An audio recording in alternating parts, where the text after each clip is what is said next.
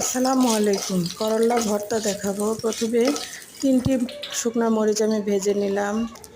এবার আমি করল্লাগুলো কেটে রেখেছিলাম হলুদ লবণ মেখে তাওয়ার মধ্যে দিয়ে নিলাম। এবার 2টি চিংড়ি মাছ নিয়েছি, এগুলো ভেজে নেব। এবার উল্টে পাল্টে ভালোভাবে ভেজে নিতে হবে।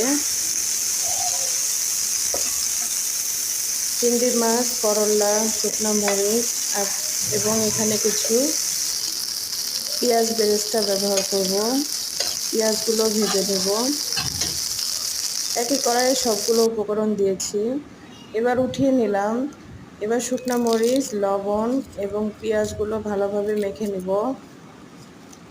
এখানে আমি কিছু ধনেপাতা ইউজ করব ভর্তার ফ্লেভারটা ভালো আসার জন্য। সব কিছু একসঙ্গে মেখে নিলাম। এখানে কিছু সরিষার তেল ইউজ করব। বাস তৈরি হয়ে গেল আমার